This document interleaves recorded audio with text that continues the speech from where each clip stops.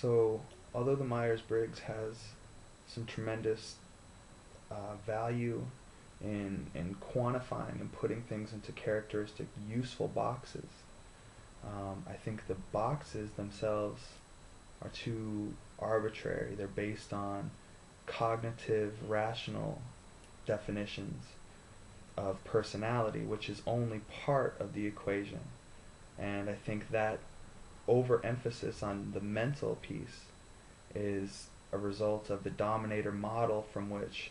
Jung's own interpretations were based. They absolutely reflect how, through psychoanalysis especially, one is speaking from an unconscious that has tremendous value latent vocabulary, value latent interpretation of that indwelling spirit representing and reflecting out of individual, creative, naturally loving beings,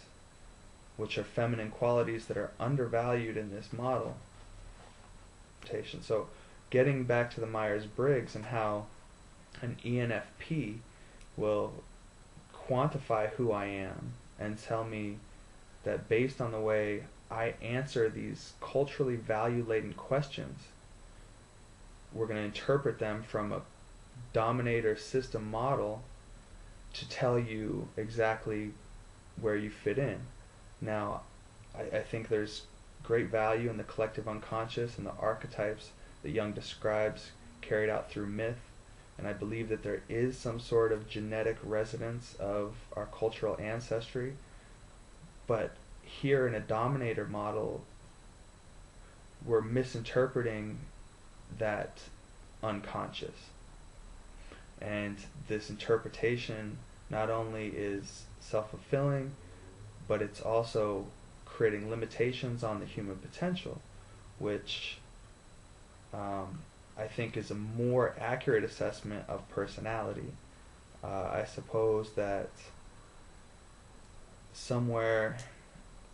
in here, it's important for the reductionist mind to have a sense of the world and to have something to work with, to base its assessments on, but that's not the whole picture. And the value latent disproportionate weight that we put on mental rational structures, I think needs to be equated now more with actually what my personality type says, which is to be more intuitive in the world, to be something other than